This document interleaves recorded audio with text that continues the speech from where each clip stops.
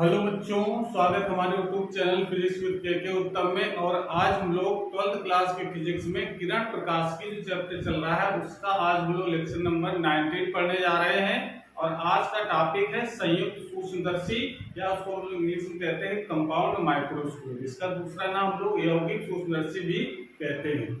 ठीक है, तो जैसा कि पिछले वाले वीडियो हम लोग पढ़ चुके हैं कि सरल सूक्ष्मदर्शी क्या होता है, उसकी आवर्धन क्षमता का सूत्र क्या होता है, ठीक है ना। और उसमें ये बताया था हमने कि उसकी आवर्धन क्षमता हम किस तरीके से बढ़ा सकते हैं। और ये बताया था कि आवर्धन क्षमता बढ़ाने के लिए उसकी फोकस दूरी को कम करना पड़ेगा, और एक निश्चित फोकस दूरी से कम करने पर उसके द्वारा जो बना प्रतिबिंब है वो दोष युक्त हो जाता है, अच्छा प्रतिबिंब नहीं दिखता है। इस वजह से हम बहुत कम फोकस दूरी का लेंस नहीं बना सकते हैं। तो जब बहुत छोटी वस्तु देखनी होती है तो फिर हम सरल सूक्ष्मदर्शी के स्थान पर हम संयुक्त सूक्ष्मदर्शी का यूज किया जाता है। इसमें हम दो या दो से अधिक लेंसों को जोड़ करके हम संयुक्त सूक्ष्मदर्शी बनाते हैं।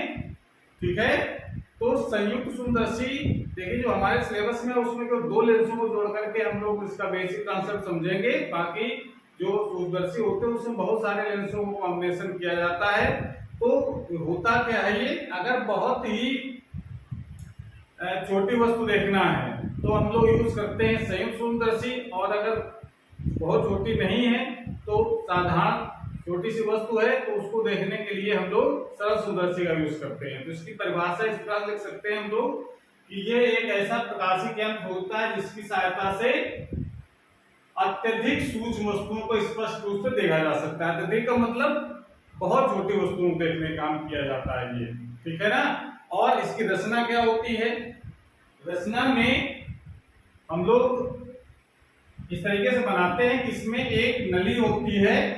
अब इस तरीके समझ लेंगे इसको, एक नली जिसके एक सिरे पर एक छोटी फोकस दूरी का उत्तल लेंस लगा होता है, और इसके जिसको हम लोग कहते हैं एक छोटी फोकस दूरी का जो लेंस होता है उसको नाम दिया जाता है, हम लोग नाम देते हैं, इसका नाम है अविद्रश्यक लेंस। अविद्रश्यक लेंस। और इसके दूसरे जो सिरा होता है नली का, उसके दूसरे सिरे पर एक चौड़ी नली लगी होती है जिसके बाहरी सिरे पर यहाँ पर बड़ी फोकस दूरी तथा बड़े द्वारक का उत्तल लेंस लगा रहता है। उत्तल लेंस दोनों ही होते हैं, बस एक ये छोटे फोकस दूरी का होता है, और छोटे द्वारक का मतलब उसका अपर्चर छोटा है, उसका जो आकार है वो छोटा है, ठीक है ना।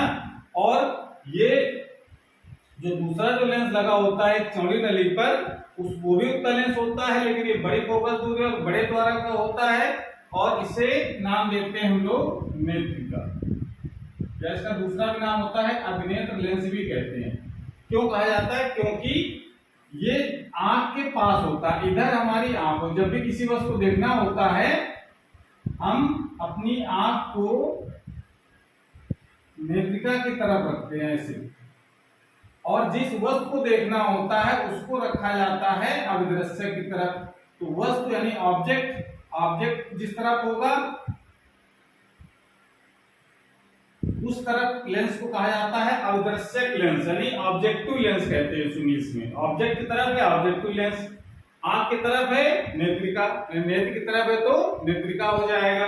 बस ध्यान रखना है नेत्रिका उस तरफ रखते हैं जिस तरफ बड़ी फोकस दूरी का लेंस लगा होता है, और जो छोटे फोकस दूरी का होता है उस तरफ वस्तु रखा जाता है, इसलिए इसको हम लोग अविद्रश्यक लेंस कहते हैं।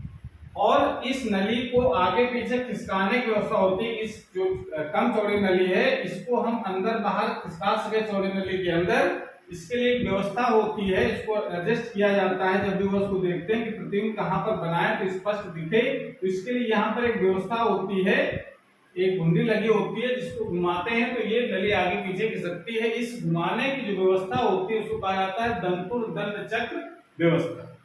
तो ये इसकी सामान्य सी रचना है जो हम लोग लिख सकते हैं इस तरीके से। अपनी भाषा के रूप में लिखा जा सकता है, हमने लिख भी रखा है। इसमें धात्विक नली होती है, नली के एक सिरे पर छोटी फोकस दूरी तथा छोटे द्वारा का एक उत्तल लेंस लगा होता है जिसे अविद्रश्यक यानी ऑब्जेक्टिव लेंस कहते हैं।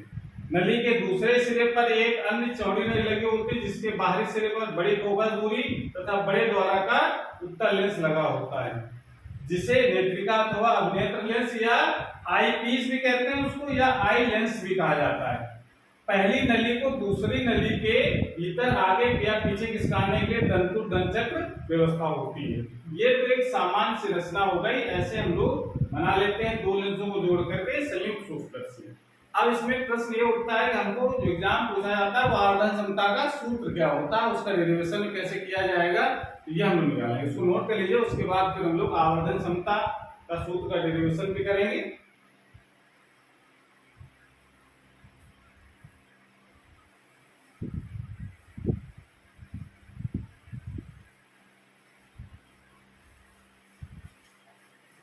सूत्र लगा लीजिए, आवर्धन क्षमता यानी सूक्ष्मदर्शी की आवर्धन क्षमता।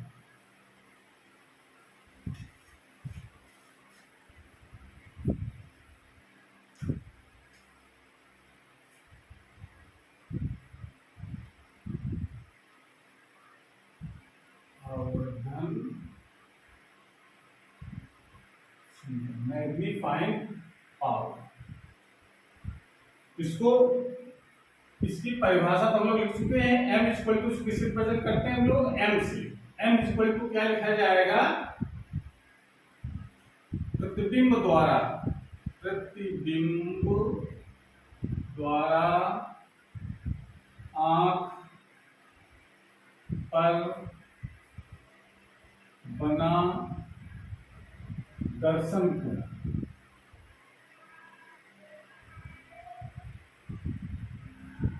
बटे वस्तु द्वारा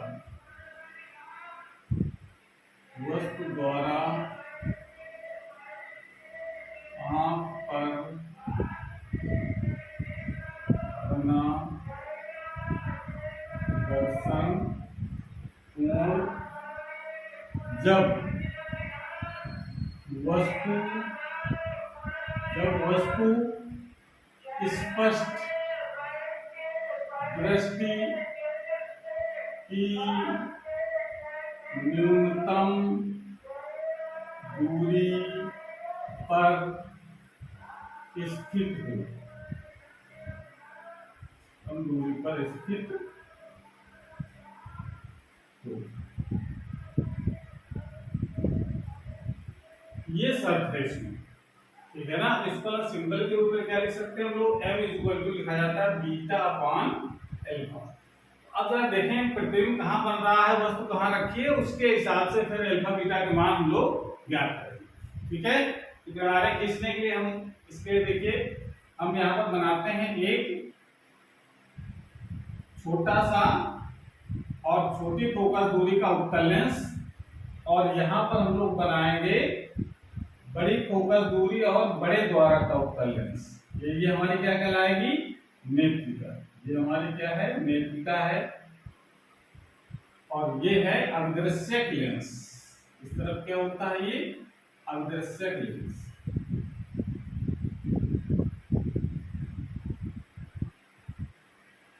ये हमारा अविदृश्यक लेंस हो गया, इसको हम लोग ऑब्जेक्टिव लेंस कहते हैं। इसका मुख्य अक्ष किनारे का पिछले करके साफ करनी है। इसमें ये जो छोटी फोकस दूरी का होता है तो इसको लोग कहते हैं ऑब्जेक्टिव लेंस को। ये हमारा आई पीस है, इसको लिखेंगे पीस। वस्तु हमेशा ये इसका फोकस हो गया एफ ओ, फोकस में हम लोग ओ एफ ओ सभी से लगा, इसका नाम अदृश्य का फोकस। इसका फोकस हम लिखेंगे हम लोग बड़ी फोकस दूरी का होता है, ये हो जाएगा एफ ई, ठीक है ना। और ये इसके इस तरफ भी एक फोकस होगा, इसमें दो फोकस होते हैं लेंस में, इसका नाम हो गया एफ ओ। इसको मान लेते हैं हम लोग, इसको डैश मान लीजिए, ये भी डैश हो गया, इधर भी इसका फोकस होगा एफ ई। मुख्य फोकस लेंस के दाहिनी ओर होता है, एक प्रथम फोकस होता है जिसको हम लोग बाईं ओर बनाते हैं। तो अब वस्तु कहाँ रखना कहाँ है, ये जरा ध्यान देने की जरूरत है। ये तो हमने इसको फोकस बना लिया, ये छोटी फोकस दूरी का लेंस हो गया, ये बड़ी फोकस दूरी का लेंस हो गया। अब वस्तु हमेशा ध्यान ये रखना है कि वस्तु जो रखी जाएगी वो तो छोटी वस्तु होगी और उस छोटी वस्तु को रखेंगे हमेशा इस फोकस से बाहर, यानी फोकस दूरी से थोड़ा सा अधिक दूरी पर रखते हैं, जिसके कारण भाई इसकी यहां रख देंगे तो प्रतिबिंब कैसा बन जाएगा, आभासी। जब किसका प्रतिबिंब हमको इस तरफ बनाना है तो बनेगा तभी जब फोकस के बाहर रखी होगी वस्तु। तो यहाँ वस्तु रखे से किनारे खींचे जरा, मुख्य अक्ष के समांतर चलने वाले प्रकाश किरणें अपवर्तन के बाद फोकस से होकर के जाती हैं और प्रकाशीय केंद्र से होकर जाने वाले प्रकाश किरणें सीधे निकल जाती है और यहाँ पर उसका प्रतिबिंब बन जाता है। इस तरीके से इसका प्रतिबिंब बन जाएगा। यानी ये जो दूरी होगी वस्तु से अवदृश्यक की दूरी को हम लोग क्या लिखते हैं, UOC, और अवदृश्यक से प्रतिबिंब की दूरी को लिखेंगे हम लोग VOC। ठीक है ना, ये प्रतिबिंब कैसा बन गया हमारा A' और B'। किरण आरेख समझ में आ जाएगा तो फिर कोई दिक्कत नहीं आएगी। इस तरीके से बन गया। अब ये जो प्रतिबिंब बना हुआ है, अब इस लेंस के लिए जो नेत्रिका है उसके लिए वस्तु का काम करेगा, आभासी वस्तु। वस्तु तो हमारी ये है, उसका प्रतिबिंब यहाँ बना। अब ये जो प्रतिबिंब है इस लेंस के लिए आभासी वस्तु का कार्य करेगा। आभासी वस्तु कार्य करेगा तो इसको हम इस प्रकार सेट करेंगे आगे पीछे दंतुरदंचक व्यवस्था से कि ये लेंस खिसक करके ऐसे हो जाए कि ये जो प्रतिबिंब बना हुआ है ये इसके लेंस और फोकस के बीच में आ जाए। तो बीच में आ जाएगा तब इसका किनारा खींचेंगे तो इसके मुख्य अक्ष के समांतर चलेंगे प्रकाश किरणें तो फोकस से होकर के जाएंगी और प्रकाशीय केंद्र से होकर के जाने वाली प्रकाश किरणें सीधे निकल जाएंगे ऐसे। अब देखिए इस तरफ से हम लोग देख रहे हैं, ये हमारा आई वाला पार्ट हो गया हमारा। यहां से हम लोग देखेंगे ये हमारी आंख हो गई। इधर तो किरणें मिलेंगी नहीं कहीं। जब हम इनको जो पीछे बढ़ाते हैं ऐसे, इसको भी आप जो अपवर्तित किरणें को जब पीछे बढ़ाते हैं तो इसका जो प्रतिबिंब है वो यहां पर बनता है, A' और B। ये प्रतिबिंब हमको दिखाई पड़ता है यहां से। तो जो हम लोग बीटा की जो बात कर रहे थे, बीटा क्या है, जो अंतिम प्रतिबिंब बना हुआ है, अंतिम प्रतिबिंब है। प्रतिबिंब यहाँ दो प्रतिबिंब बनते हैं, ठीक है ना। तो यहाँ पर आप एक वर्ड लिख सकते हैं, एक M अंतिम प्रतिबिंब द्वारा आंख पर बना दर्शन कोण। तो अंतिम प्रतिबिंब है ये, इसके द्वारा जो कोण बनेगा वो यहां पर बनेगा बीटा। क्लियर हो गया। ये अंतिम प्रतिबिंब द्वारा आंख पर बना दर्शन कोण। आप ये बोलोगे तो लेंस बना हुआ है, आंख पर बना दर्शन कोण होना चाहिए क्योंकि लेंस के बहुत करीब है आंख, क्योंकि ये नेत्रिका होती है आंख की तरफ ही रखते हैं तो आंख के बहुत नजदीक होने का जो कोण लेंस बनना है वो हम आंख पर बना हुआ मान लेंगे। तो ये हमारा बीटा हो जाएगा।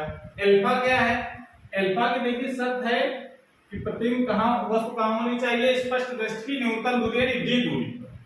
इसका मान हम लोग स्वस्थ मनुष्य के लिए 25 सेंटीमीटर लेते हैं। तो इसके लिए बीटा कहां है, बीटा आपको यहां देखना है, देख लीजिए अलग से। ये अल्फा, ये हमारी वस्तु है AB और इसके कारण यहां पर हम, ये हमारा है I बार, यहां से हम इसको देख रहे हैं। तो ये जो दूरी होगी हमारी कितनी होनी चाहिए, D। तब ये जो कोण बनेगा इसको हम लोग कहेंगे अल्फा। क्लियर हो गया। तो ये अल्फा अलग है जिसको हम बिना यंत्र के देखें, वस्तु द्वारा हमको मतलब बिना यंत्र के वस्तु को देखें तो जो कोण बनेगा वस्तु द्वारा उसको हम लोग अल्फा कहेंगे और जो अंतिम प्रतिबिंब द्वारा कोण बनेगा उसको हम लोग बीटा कहते हैं। मान कितना होगा तो आप यहाँ पर कंडीशन लगा सकते हैं, क्योंकि अल्फा व बीटा के मान बहुत कम है, बहुत कम है। अल्फा बीटा के मान बहुत कम है क्योंकि वस्तु बहुत छोटी है, सूक्ष्म वस्तु देखने के काम आ रहा है। अब ये वस्तु बहुत छोटी है एकदम, तो उसके कारण कोण कितना बड़ा, भाई यहाँ तो उसने जूम करके दिखाया है तो बड़ा कोण दिख रहा है। जब वस्तु बहुत छोटी होगी तो एंगल भी बहुत छोटा बनेगा और जब एंगल छोटा बनेगा तो ये जो प्रतिबिंब जो बनेगा उसके द्वारा भी जो कोण बनेगा वो भी बहुत छोटा बनेगा। तो इस कारण से हम लोग अल्फा बीटा को बहुत छोटा मान लेंगे। तो लिख सकते हैं अल्फा इक्वल टू 10 अल्फा और beta equal to ten beta, ये लिखा जा सकता है। तो अल्फा बीटा के मान कितने होंगे इसको आप लिख सकते हैं आगे। अल्फा बीटा के मान टेन अल्फा बराबर लंब बटे आधार, तो लंब हमारा देखिए यहाँ पर कितना है, लंब है ए बी और आधार है ये डी, चिन्ह पर पार्टी लगाएंगे तो माइनस डी हो जाएगा। क्लियर हो गया।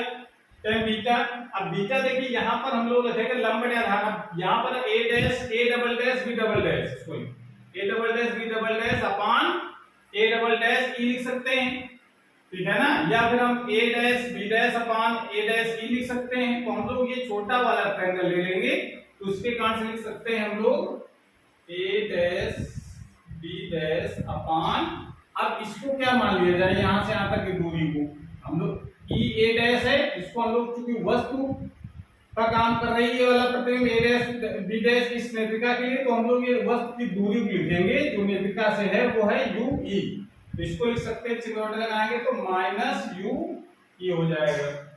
ठीक है, इस प्रकार से हम लोग ये निकाल सकते हैं। उसके बाद देखिए ये ए डैश बी डैश यहाँ वाला हिस्सा लिखा है, यहाँ पर ए डैश बी डैश, ये पार्ट हो गया इतना। अब जरा अल्फा बीटा का मान हम यहाँ लगाते हैं अपनी इक्वेशन में, तो m का मान कितना हो जाएगा, m इक्वल टू हो जाएगा, बीटा का मान है a dash b dash upon minus U E into, इसको उल्टा हो जाएगा तो minus d upon A B, ये लिख सकते हैं, या इसको लिखा जा सकता है माइनस तो कैंसिल हो जाएगा, तो इसको थोड़ा लिखा जा सकता है A dash B dash upon A B, और यहाँ लिख सकते हैं डी अपान यू ई, इसको डालेंगे क्वेश्चन नंबर फर्स्ट। क्लियर हो गया यहाँ से, ठीक, यहाँ पे नोट करो, उसके बाद पर नोट कर लिया, वीडियो को रोक करके इसको नोट कर लें। चित्र चूंकि काफी बड़ा है इस वजह से जगह थोड़ी कम रह रही बोर्ड में, तो उसको हमको इधर उधर करके लिखना पड़ेगा कहीं, तो उसी क्रम में आप भी नोट करें जिस क्रम में हम नोट लिख रहे हैं।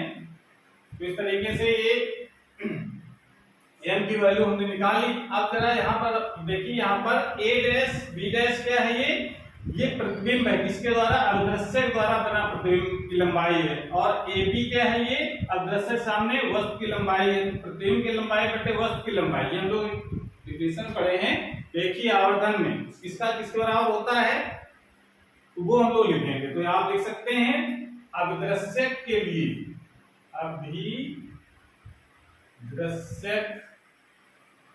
अदृश्यक लेंस के लिए रेखीय आवर्धन के सूत्र I upon O equal to V upon U, ये फार्मूला होता है ना। I का मतलब प्रतिबिंब की लंबाई, O का मतलब वस्तु की लंबाई, V मतलब है प्रतिबिंब की दूरी है लेंस से, और U है वस्तु की दूरी। इसमें जरा इसके हिसाब से अदृश्य के लिए लगाएं जरा, तो अदृश्य के जब लगाएंगे हम, तो I क्या है, प्रतिबिंब, अदृश्य के प्रतिबिंब कौन सा है, A डैश B डैश, चिन्ह पार्टी देखेंगे तो यहाँ पर हो जाएगा minus A dash B dash upon O क्या है, वस्तु की लंबाई है AB, ये प्लस में आएगी, इक्वल टू V वस्तु की दूरी, सॉरी प्रतिबिंब की दूरी, प्रतिबिंब कौन सा है, अदृश्यक है U V O dash, V O चिन्ह पार्टी लगाएंगे तो प्लस में रहेगा ये, बटे U वस्तु की दूरी है अदृश्यक से, ये दूरी कितनी है UO, ये रहेगा माइनस में। ठीक है, इसका मतलब आप लिख सकते हैं यहां से A dash B dash upon AB equal to V O upon U, ये वैल्यू आ जाएगी। ठीक है, इसमें चिन्ह पार्टी बीटा वाले एंगल में चिन्ह पार्टी गड़बड़ हो रही है। ये जो बीटा की वैल्यू निकाली गई है इसमें a डैश b डैश अगर लंबाई देखेंगे तो नीचे तरफ नापी गई है, तो इसको हम लोग माइनस में रखें। यहाँ माइनस में रखने के कारण ये भी माइनस में रहेगा और ये माइनस में रहने के कारण ये भी माइनस में आएगा। ठीक है, और उसके बाद ये माइनस होने की वजह से अब हम जो मान हम लगाएंगे इस ये जो a डैश b डैश का जो मान है वो लिखा जाएगा। नोट कर लिया, करेक्शन कर लें, इसमें माइनस हो गया था।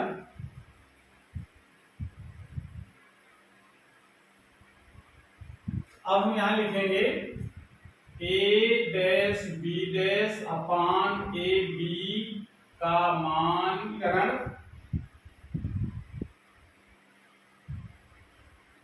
एक में रखने पर,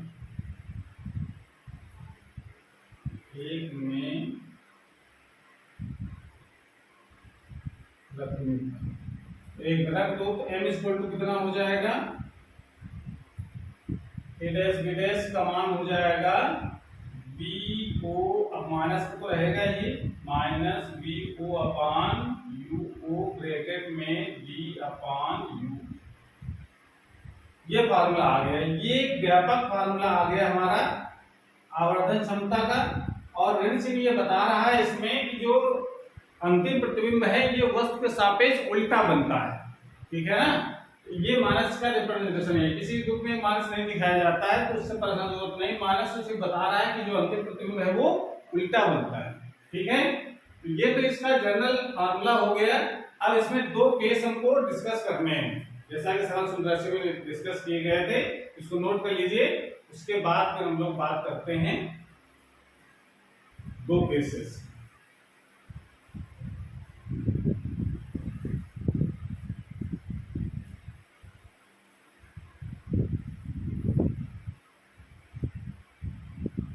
चलिए,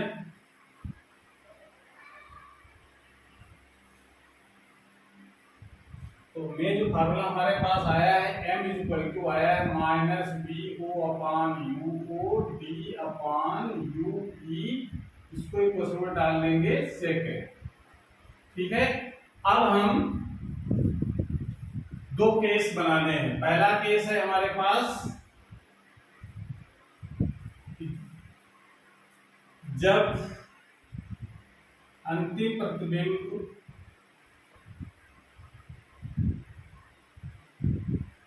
स्पष्ट दृष्टि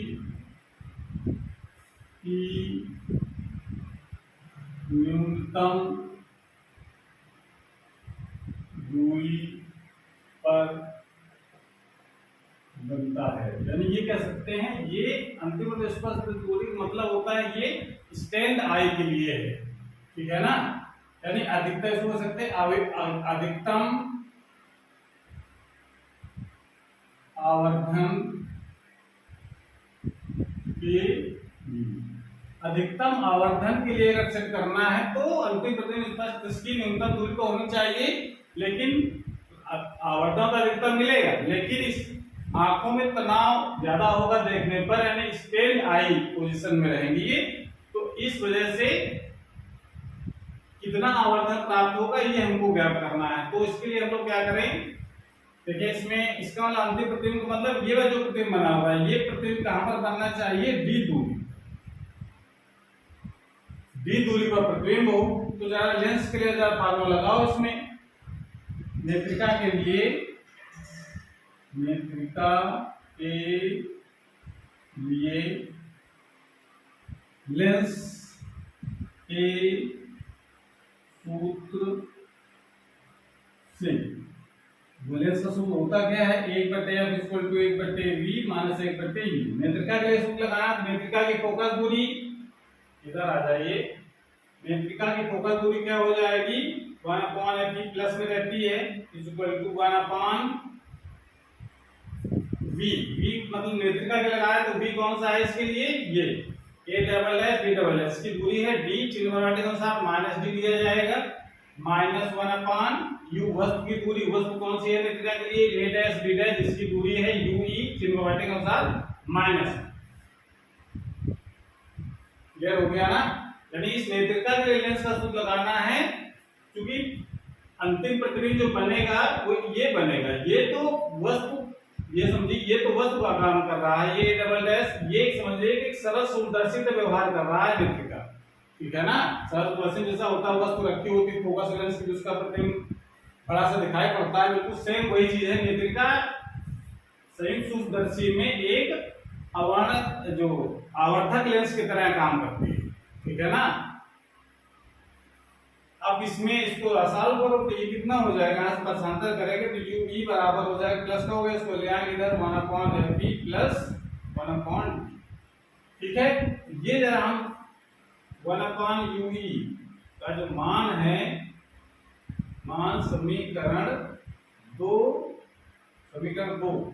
में रखने तो रख देंगे, m इक्वल टू हो जाएगा माइनस VO/UO और 1/UE की जगह रखो तो D ब्रैकेट में इसका आ जाएगा 1/FE प्लस 1/, अब इसको अंदर मल्टीप्लाई करा दो, D का माइनस VO/UO ब्रैकेट में आ जाएगा 1 प्लस V/F। ये जो फार्मूला बन गया है, इस फार्मूले को हमको याद रखना है। ये आवर्धन क्षमता का सूत्र होता है जब प्रतिबिंब स्पष्ट दृष्टि की न्यूनतम दूरी पर बनता है। इसको नोट कर लो।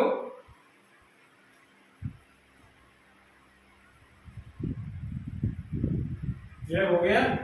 इस प्रकार से हम लोग उसको निकाल सकते हैं। और दूसरे केस डिस्कस करने से पहले लंबाई कितनी होगा ये इसको सेट करना है हमको। स्पष्ट दृष्टि न्यूनतम दूरी के हमको तो दंत चक्र व्यवस्था के तहत लेंसों खिसकाना पड़ेगा। तो खिसकाएंगे तो लेंसों के बीच की जो दूरी कितनी होगी, जिसको हम लोग सूक्ष्मदर्शी की लंबाई कहते हैं, लेंसों के बीच की दूरी कितनी होगी जब इसको एडजस्ट करेंगे तो वो कहलाती है सूक्ष्मदर्शी की लंबाई। यानी कह सकते हैं सूक्ष्म दर्शी की लंबाई। दूसरी लंबाई का मतलब दोनों लेंसों के बीच की दूरी L वो कितनी होगी इस पोजीशन पहले वाले केस में दूरी कितनी होगी। हमने इसको एडजस्ट किया तो लेंसों के बीच में क्या लिख सकते हैं VO प्लस UE। ये इसमें फॉर्मूला हम लोग यूज करते हैं लंबाई निकालने में, ठीक है ना। अब इसको नोट कर लीजिए। सूक्ष्मदर्शी की लंबाई जब अंतिम प्रतिबिंब स्पष्ट दृष्टि की न्यूनतम दूरी पर बनता है, ठीक है। दूसरा केस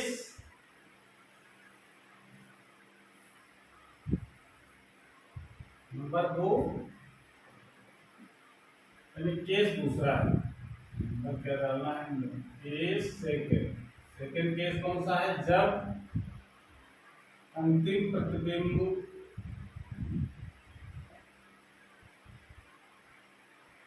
अनंत पर बनता है। अनंत पर बनने का मतलब बिल्कुल शांत में, बिना तनाव के आराम से वस्तु प्रतिबिंब को देखना है। तब हम कैसे करेंगे इसको, जब अंतिम प्रतिबिंब अनंत पर बनता है तो शांत में की हम लोग बात करेंगे, रिलैक्स आए।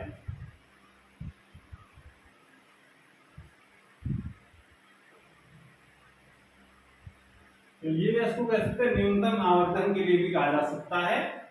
तो इसके लिए हम लोग क्या करेंगे, अब इसको सेट करने का तरीका ये रहेगा कि ये जो प्रतिबिंब है वो कहां पर बनना चाहिए, अनंत पर। तो इसके लिए अगर हम एडजस्टमेंट अगर देखें तो इसका एडजस्टमेंट हम लोग इस प्रकार से बना सकते हैं। किनारे ये आपको पहले से बना के रखना है। उसके बाद जब अनंत पर जब सेट करेंगे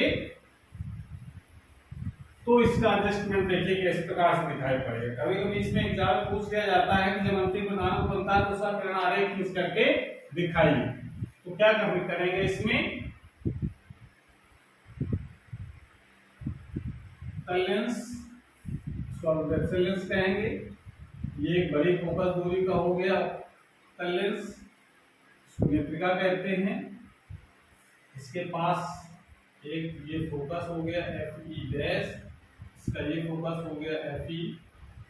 वस्तु को यहाँ रखेंगे, पहले इसका प्रतिबिंब बनाएंगे, फोकस होकर के जाएगा प्रकाशीय केंद्र, ये हमारा ऑब्जेक्टिव लेंस है, यहाँ से होकर के प्रकाश किरण जाएगी, सीधे निकल जाएगा, तो यहाँ पर दोनों मिल जाते हैं, यहाँ प्रतिबिंब बनेगा ए डैश और बी डैश। अब इस लेंस को हमको इस तरीके से पीछे खिसकाना है कि जो बड़ी फोकस दूरी का लेंस है, जिसको नेत्रिका कह रहे हैं, ये इस तरीके से इसको खिसकाओ कि इसका जो फोकस है नेत्रिका का वो बिल्कुल यहाँ पर आ जाए, यानी जो यहाँ पर है एफ ई डैश वो ए डैश पर ही हो जाए।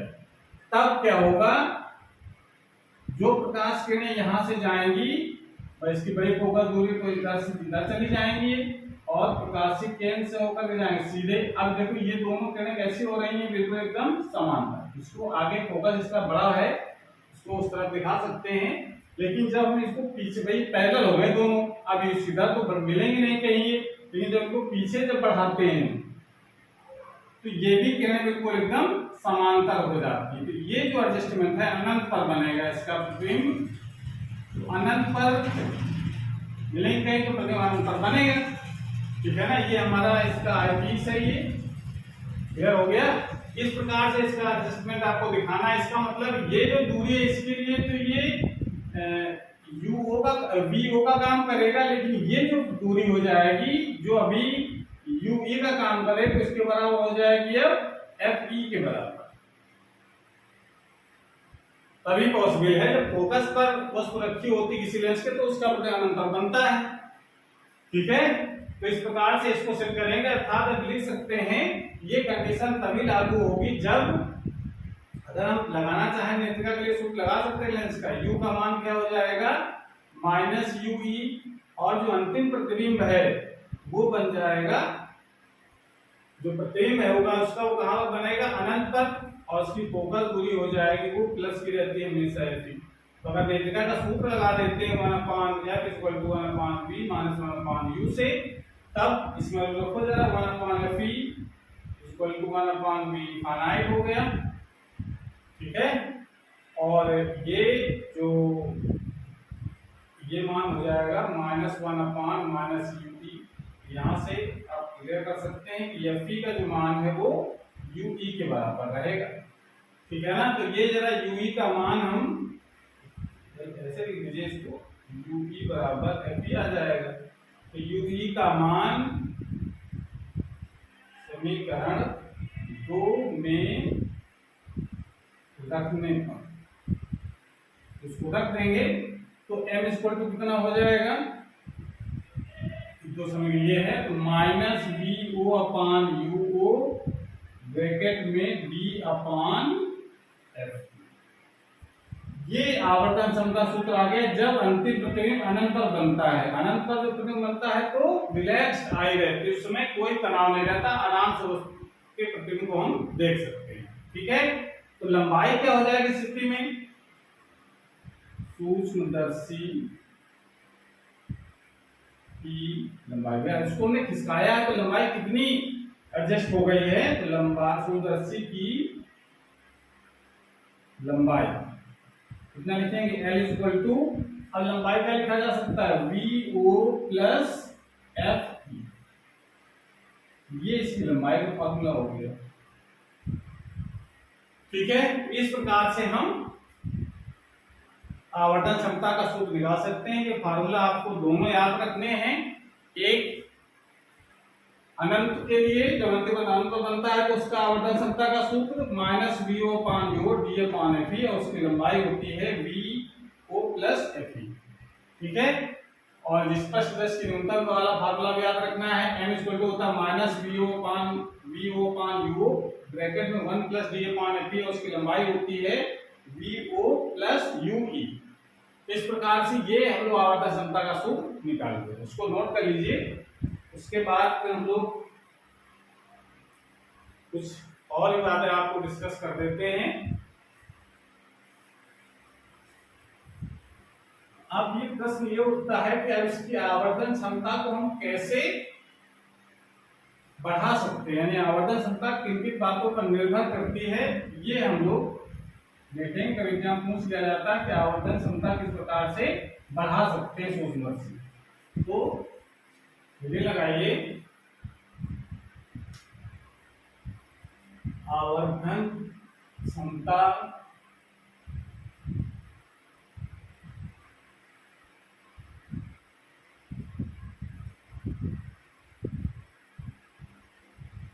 क्षमता बढ़ाने की शक्ति।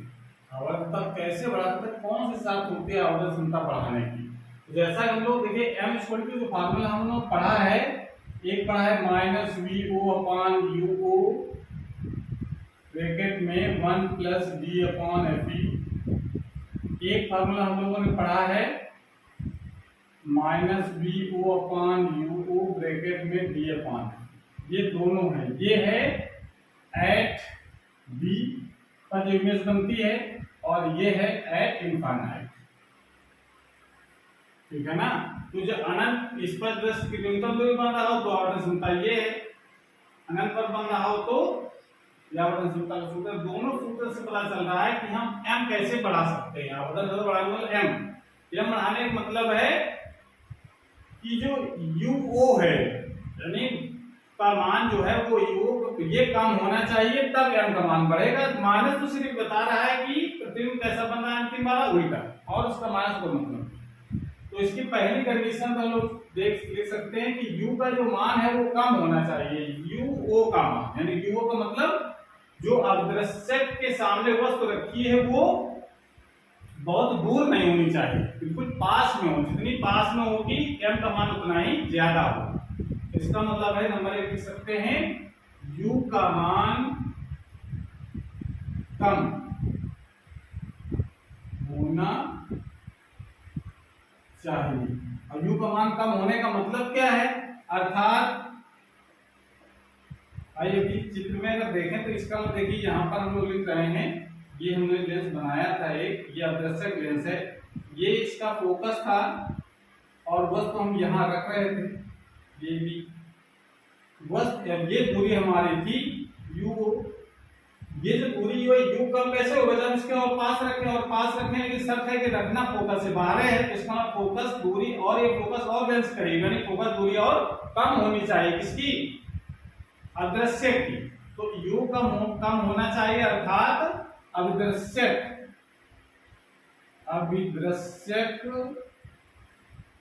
लेंस छोटी फोकस दूरी, अविदृश्यक लेंस छोटी फोकस दूरी का होना चाहिए। अवदृश्यक लेंस है वो छोटी फोकस दूरी का, इसी छोटी फोकस दूरी का लेंस लगाया जाता है, ठीक है। दूसरी कंडीशन है इसमें वीओ का मान अधिक होना चाहिए, अधिक होना, ये जो वीओ जब अधिक होगा तभी अब मान अधिक आएगा, अधिक होने का मतलब इसके द्वारा जो प्रतिबिंब बन रहा है ये अधिक से अधिक दूरी पर बने, ये तो हमारी होती है वीओ,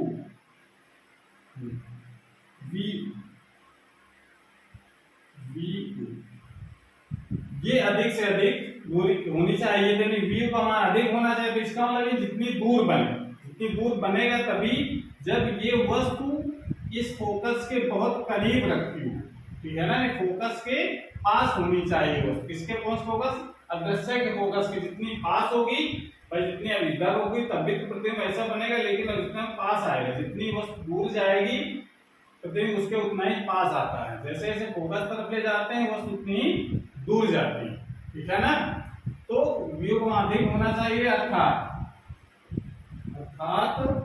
वस्तु को अविदृश्यक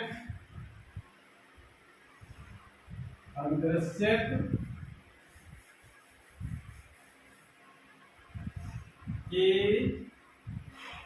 फोकस, दृश्य के फोकस F O डैश के समीप रखना चाहिए। दोस्तों दृश्य के फोकस F O डैश के समीप रखना चाहिए, ये इसकी दूसरी कंडीशन है। तीसरी आवर्धन वाला तरीका ये देखिए, बी तो कांस्टेंट हो गया, बचता है Fe, तो Fe की वैल्यू ये कम होनी चाहिए, तभी हमको वहां ज्यादा होगा। दूसरा है कि Fe का मतलब नेत्रिका, नेत्रिका की फोकस दूरी,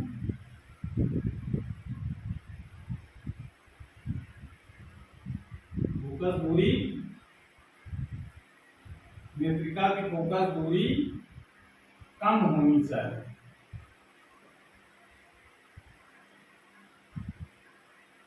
अब देखिए इसमें अदृश्यक लेंस की फोकस दूरी, अदृश्यक लेंस की फोकस दूरी क्या लिखते हैं हम लोग, FO से।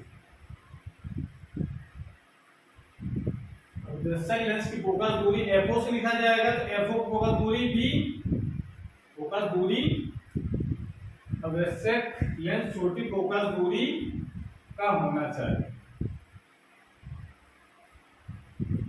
कम होना चाहिए। अब देखिए ये अब छोटी फोकस दूरी का ये भी होना चाहिए, छोटी फोकस दूरी ये भी होना चाहिए, लेकिन इसमें शर्त है कि जो ये कंडीशन भी लगी हुई है, मुझे फोकस दूरी दोनों बहुत ज्यादा ना हो, ये तो छोटा होना चाहिए अदृश्यक छोटी फोकस दूरी का, नेत्रिका भी बहुत बड़ी फोकस दूरी की नहीं होनी चाहिए, थोड़ा सा अंतर हो, 4-5-6 सेंटीमीटर का, बस इतना अंतर हो, तब ये कंडीशन लागू होती है। तो Fe का जो मान है वो कम होना चाहिए, लेकिन इसका ये मतलब नहीं है कि FO से छोटी, ये ना, छोटी होनी चाहिए, Fe का मान छोटा होना चाहिए, लेकिन FO से थोड़ा सा बड़ा, ठीक है ना। FO तो ऑलरेडी छोटी है, उससे थोड़ी सी बड़ी, बहुत ज्यादा बड़ी नहीं, ठीक है ना। तो इस प्रकार से हम ये एडजस्ट करके उसकी आवर्धन क्षमता को हम बढ़ा सकते। क्लास हमारी एक बार समाप्त होती है। अगर ये वीडियो अच्छा लगा हो तो उसको लाइक जरूर करें, अपने दोस्तों को शेयर करें, और चैनल अगर पहली बार देख रहे हैं तो चैनल को सब्सक्राइब करें, जिससे नए जो वीडियो अपलोड हो उसी नोटिफिकेशन आपके पास सबसे पहले पहुंचे। पढ़ाई करते रहिए। Thank you.